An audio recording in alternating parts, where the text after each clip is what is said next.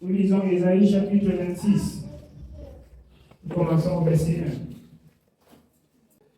1. En ce jour, on chantera ce cantique dans le pays de Juda. Nous avons une ville forte.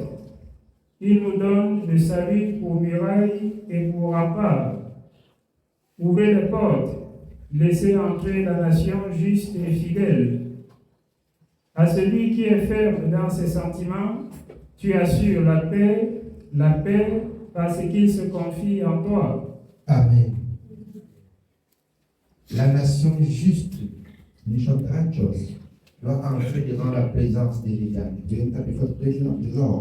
Qui veut dire en un seul mot, la nation injuste ne passera jamais devant la présence de l'Éternel. À celui qui est comment? Et ferme dans ses sentiments. Qui est ferme dans ses sentiments. Vous avez appris à connaître Dieu. Si vous restez dans la fermeté de ce que vous avez entendu, le Seigneur promet la paix. La paix. La paix. C'est la parole de l'Éternel. À ceux qui ne sont pas fermes, la suite, c'est le trouble, selon la parole de l'Éternel. Cette parole est selon la vérité. Je voudrais croire que beaucoup de personnes parmi vous ont déjà goûté à ce que c'est que la paix. Et après la paix, ils ont commis ce qui est désagréable et ils ont goûté encore ce qui c'est que le mal. À ceux-là qui sont fermes dans ce que Dieu a dit, je rassure la paix. Il y a ceux qui ne sont pas fermes.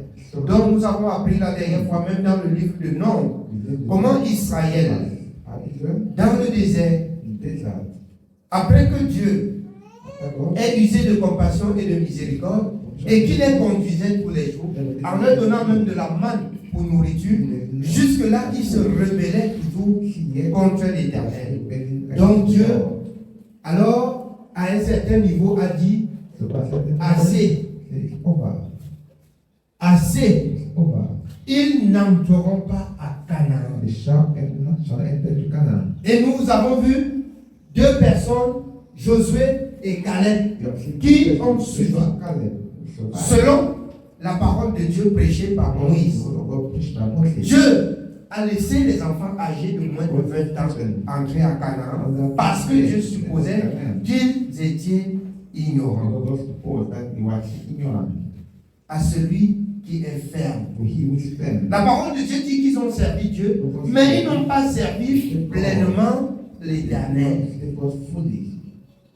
Si vous servez Dieu aujourd'hui, demain vous désobéissez, le lendemain vous obéissez.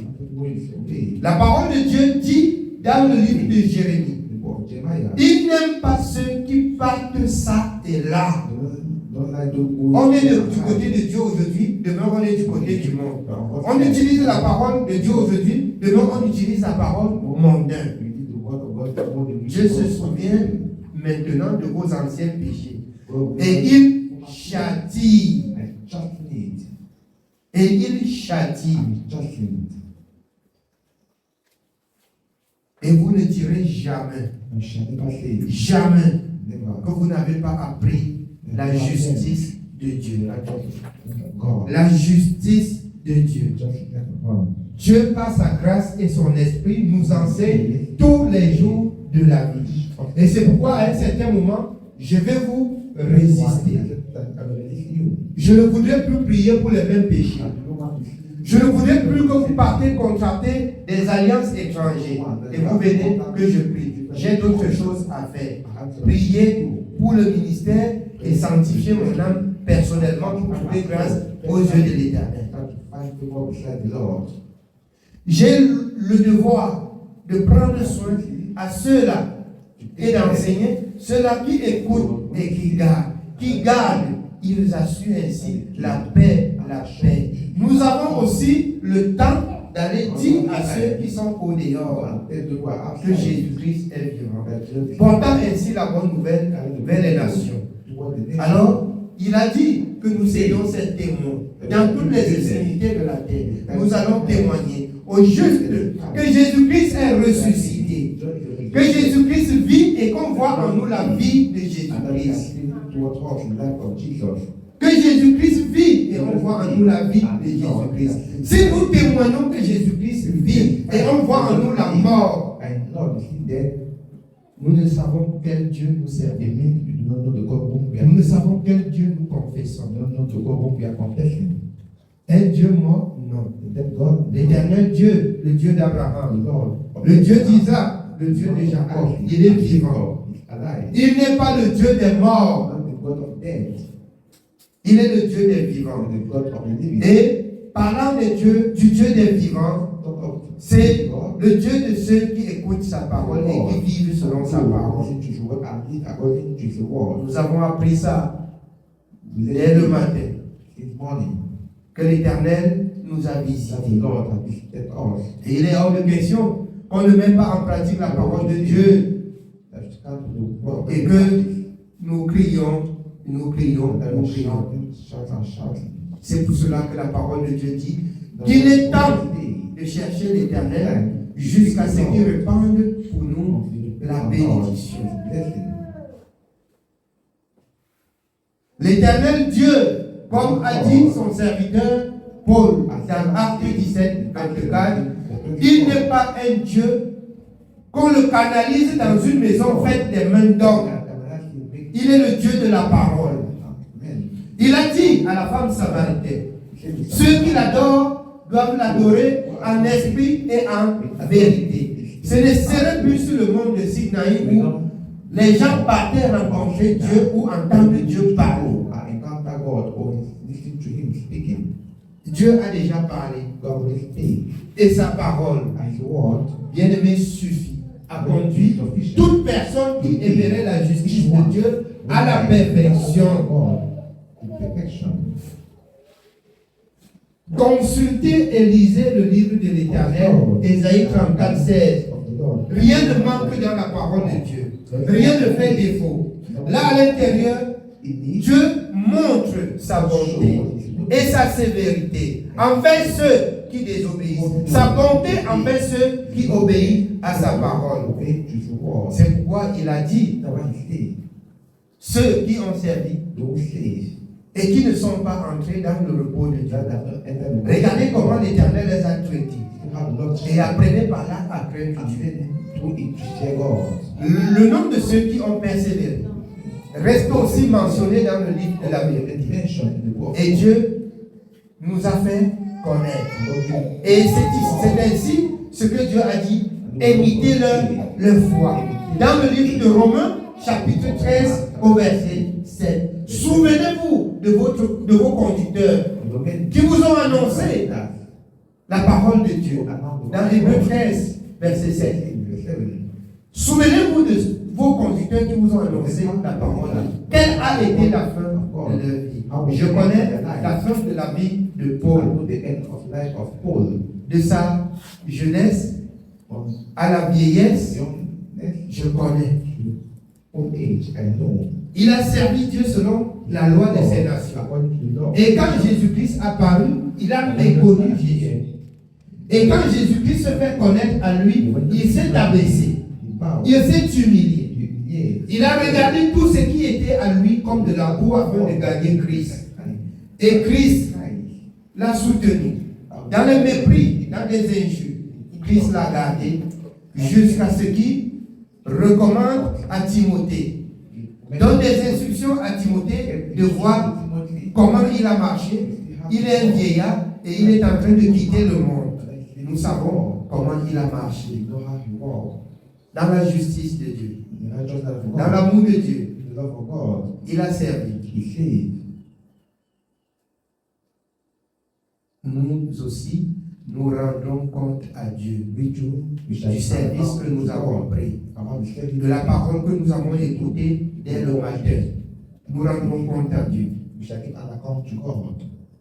Oui, bien aimé, on continue. Nous continuons au verset 4. Confiez-vous en l'Éternel à perpétuité, car l'Éternel est le rocher des siècles.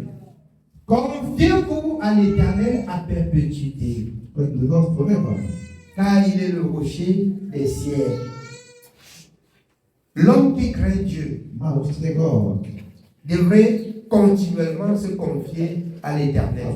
Ne vous confiez pas aux hommes. Les hommes peuvent vous tromper. Confiez-vous à l'Éternel. Vous voyez, c'est la pensée de l'homme qui fait naître des dénominations à l'extérieur. C'est la pensée de l'homme. La pensée de Dieu, c'est avoir un peuple uni dans la justice et dans la vérité par l'esprit de la parole créatrice. C'est la pensée de l'homme qui divise. Confiez-vous à l'Éternel et ne vous confiez pas aux hommes. Oui, bien aimé. Il a renversé ceux qui habitaient les hauteurs, il a abaissé la ville superbe, il l'a abaissé jusqu'à terre, il lui a fait toucher la poussière. Ceux qui étaient élevés, superbes, Dieu les a rabaissés. Qui es-tu pour ne pas obéir à la voix de ton Créateur? Qu'as-tu pour ne pas te soumettre à ton Créateur? Sache que tu ne te soumets pas, il va te rabaisser jusque dans la poussière. Vous savez de quoi l'homme a été fait? De la poussière de la terre. C'est ainsi que Dieu va te régner et te rabaisser jusqu'à ce que tu retournes poussière. Oui, bien aimé. Elle est foulée aux pieds des pauvres, sous les pas des misérables. Le chemin du juste est la droiture. Le chemin du juste est la droiture. Nous avons appris la droiture dès le matin dans la parole de la vérité. Et ce qui nous manque, le Seigneur nous demande, prenez conseil les uns les autres. Le Seigneur nous a dit qu'il a répandu sur son peuple des dons, afin que ce qui manque à l'un, l'autre trouve dans la parole et lui donne de comprendre quelle est la volonté de Dieu dans ce qu'il entreprend. Nous restons encore incrédules. Quand il faut se confier, on va se confier dans sa famille. Quand il y a des choses qu'il faut se confier, vraiment, qui concernent, je vais dire encore plus facilement, les biens, on confie, on montre et on se confie dans les familles.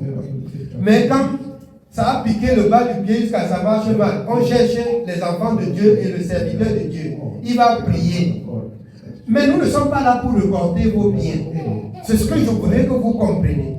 Mais nous sommes là pour vous enseigner la parole de Dieu.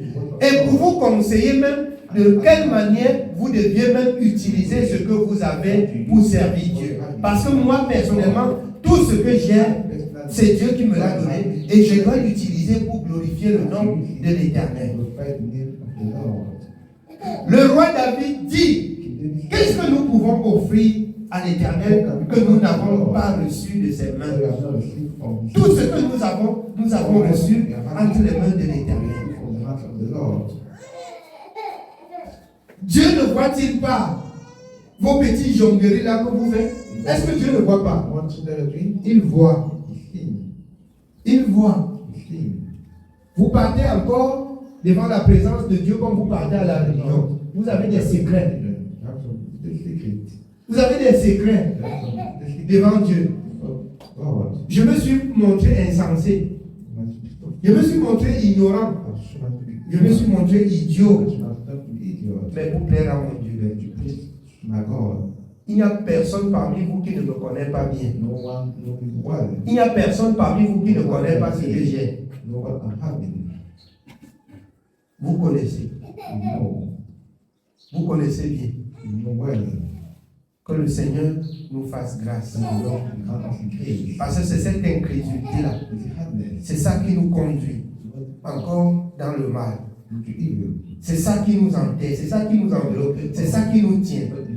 Je vais passer par là pour vous parler de Anania et Saphira. Qui leur avait demandé de vendre le champ? Qui leur avait demandé de rapporter le prix du champ? Personne. Mais ils voudraient faire un œuvre d'excellence. À la seule différence, ils ont eu la jonglerie dans leur pensée, pensant qu'on peut tromper les hommes qui sont au service de l'Éternel. Les hommes qui sont au service de l'Éternel n'ont rien dit. Si vous mentez à l'Éternel, ça vous engage. Si vous jonglez l'Éternel, ça vous engage. Et là, on portait des cadavres.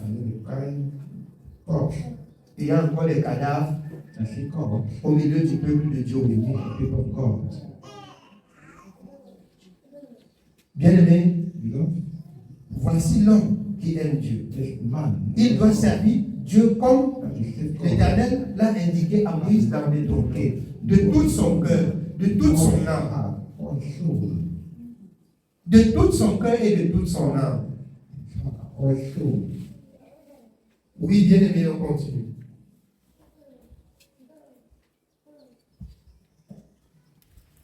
Nous sommes au verset 7. Le chemin du juste est la droiture. Toi qui es juste, tu as plani le sentier du juste. Toi qui es juste, tu as plani le sentier du juste.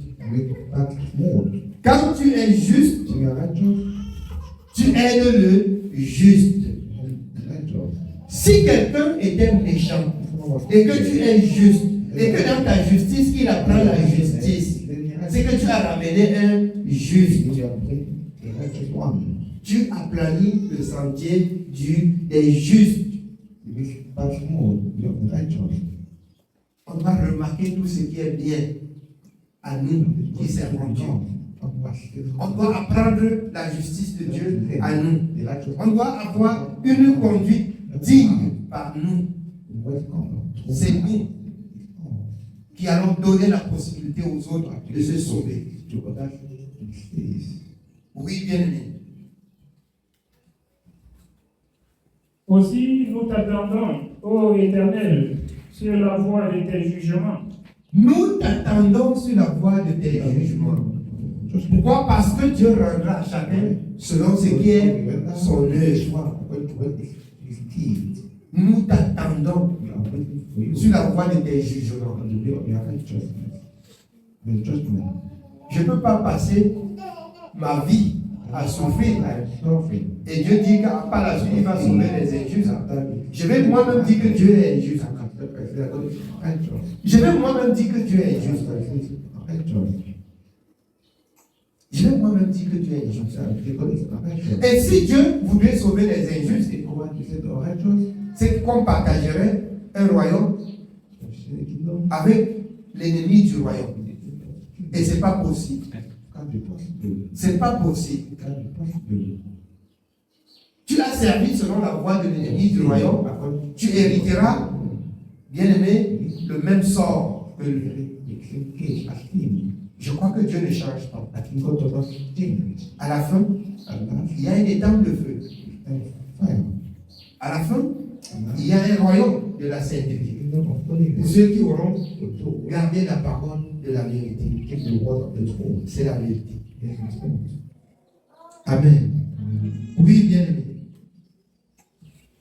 Notre âme soupire après ton nom et après ton souvenir.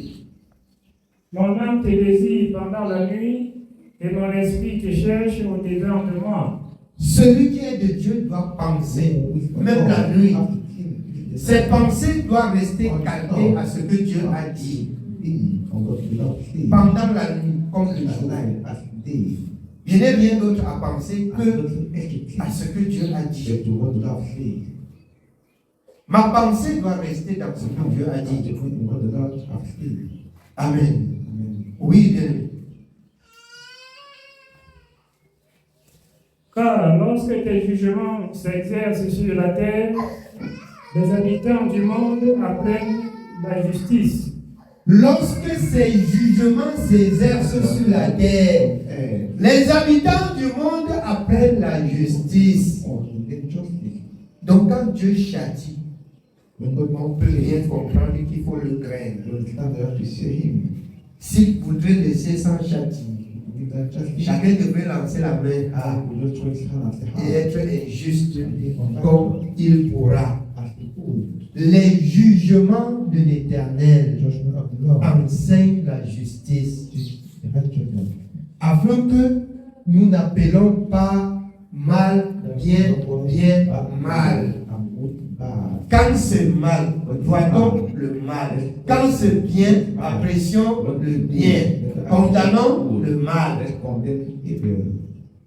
Oui, bien-aimé. Nous sommes au verset 10. Si l'on fait grâce aux méchants, il n'apprend pas la justice. Si l'homme fait grâce aux méchants, il n'apprend pas la justice. Ça veut dire quoi? Le méchant, nous avons appris qui est le méchant. C'est surtout ceux-là qui connaissent la volonté de Dieu et ne font pas ce que Dieu dit. Si l'homme fait grâce aux méchants, il ne va pas connaître la justice de Dieu. On ne classifie pas le méchant. On ne classifie pas le méchant. On ne classifie pas le méchant.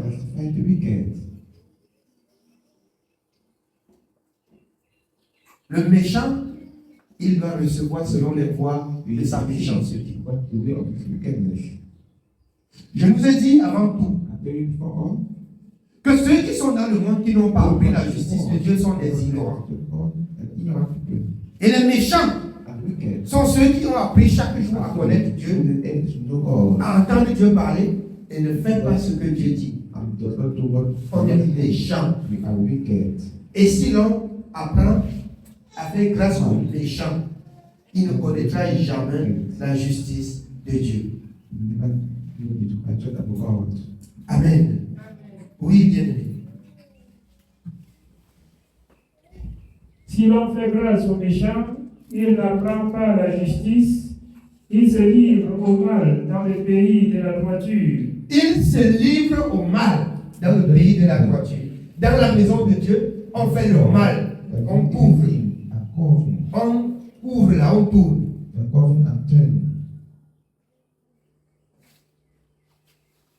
On tue le peuple de Dieu. On bafouille la justice de Dieu.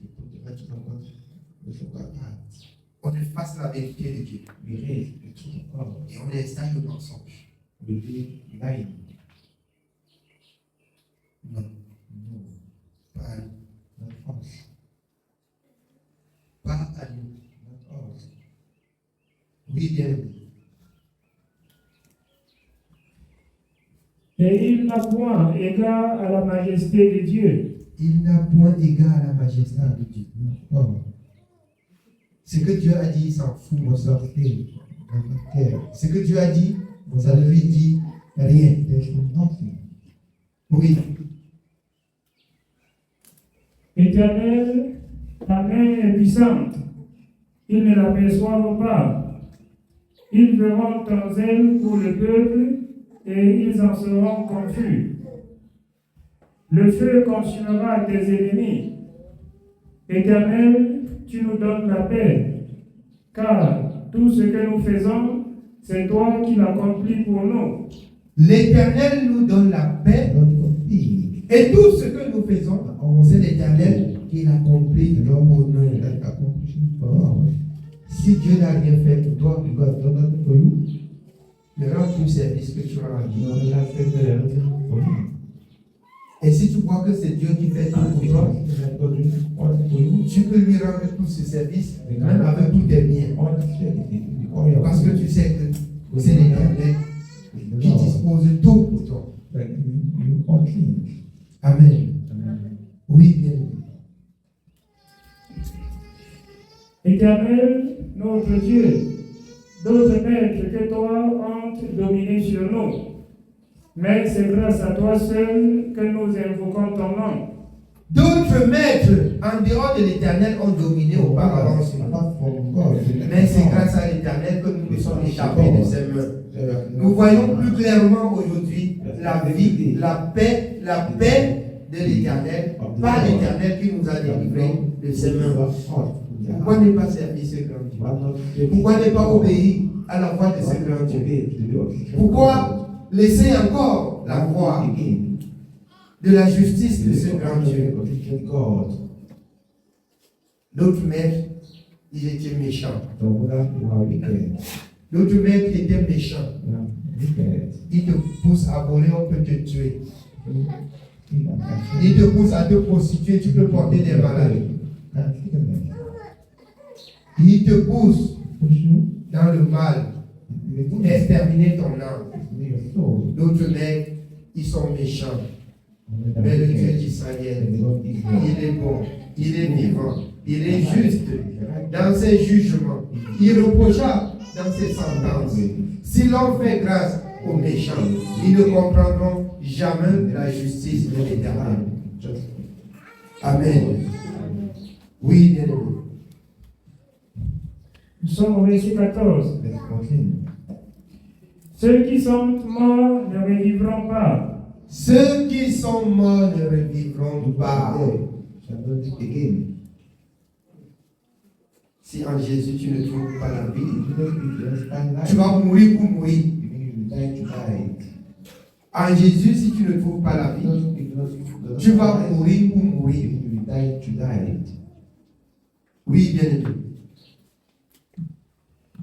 Des ombres ne se relèveront pas, car tu les as châtiés, tu les as anéantis et tu en as détruit tout souvenir. Multiplie le peuple, ô Éternel, multiplie le peuple, manifeste ta gloire, recule toutes les limites du pays. Éternel, ils t'ont cherché quand ils étaient dans la détresse. Ils se sont répandus en prière quand tu les as châtiés. Comme une femme enceinte sur le point d'accoucher se tord et crie au milieu de ses douleurs, ainsi avons-nous été loin de ta face, ô Éternel. Écoutez très bien le conseil et les enseignements. Quand l'Éternel châtie, on se repent en prière. On s'unit et on change. Ils se sont repentis en prière. Quand l'Éternel les a châtiés, et ils se sont retournés vers l'Éternel. Ils se sont retournés sur la voie sainte, la voie de la justice. Or, Dieu ne châtie pas le juste. Quand Dieu châtie, ça veut dire qu'il y a une méchanceté. Il y a une mauvaise conduite. Quand Dieu châtie, ils se sont repentis en prière. Ils se sont humiliés. Oui, bien aimé. Nous avons conçu, nous avons éprouvé des douleurs, et quand nous enfantons, ce n'est que du vent. Le pays n'est pas sauvé et ses habitants ne sont pas nés. Que tes morts revivent, que mes cadavres se relèvent. Réveillez-vous et tressaillez de joie, habitants de la poussière, car ta rosée est une rosée vivifiante, et la terre redonnera le jour aux ombres. Va, mon peuple, entre dans ta chambre et ferme la porte derrière toi. Cache-toi pour quelques instants, jusqu'à ce que la colère soit passée. Amen. Ça veut dire, même quand tu te mets en colère, va, entre dans ta chambre, cache-toi jusqu'à ce que la colère soit passée. Pour ne pas pécher contre Dieu. Parce que dans la colère, tu dois prononcer des choses qui pourra te retenir même pendant des années. Tu dois prononcer des choses qui pourra te retenir pendant des années. Jusqu'à ce que la colère passe. Oui, bien aimé. Car voici, L'Éternel sort de sa demeure pour punir les crimes des habitants de la terre, et la terre mettra le sang à nu. L'Éternel sort pour punir le crime des habitants de la terre. Il ne faudrait pas que l'Éternel te trouve dans cet état de péché. Oui, bien-aimé. Et la terre mettra le sang à nu, elle ne couvrira plus les meurtres. Amen. Elle ne couvrira plus les meurtres, c'est-à-dire ceux qui tuent, ceux qui pêchent. Dieu ne les garde plus, Dieu ne les cache plus. Il n'y a plus de ce qu'on cache là. Celui qui pêche est livré à la mort. Or, le péché, le salaire du péché, c'est la mort. C'est pas ça. C'est ce qui est écrit dans la foi, dans le livre, dans le Nouveau Testament, c'est pas ça. Le salaire du péché, c'est la mort. Or ici, c'est la prophétie. Et nous voyons l'accomplissement dans le livre dans le Nouveau Testament, enseigné par les apôtres. Le salaire du péché, c'est la mort. On ne doit plus cacher et garder les péchés. Celui qui pêche nuit à son âme. Celui qui pêche nuit à son âme. Lisez le chapitre suivant, 22:7. Nous continuons au chapitre 27, à partir du verset 1. En ce jour, l'Éternel frappera de sa dure, grande et forte épée de Léviathan, serpent tueur, de Léviathan, serpent tortueux, et il tuera le monstre qui est dans la mer. En ce jour-là, chantez un cantique sur la vigne. Moi, l'Éternel, j'en suis le gardien. Je l'arrose à chaque instant. De peur qu'on ne l'attaque, nuit et jour, je la garde. Il n'y a point en moi de colère, mais si je trouve à combattre des ronces et des épines, je marcherai contre elles, je les consumerai toutes ensemble. Amen. C'est le message de ce matin. Que Dieu nous bénisse.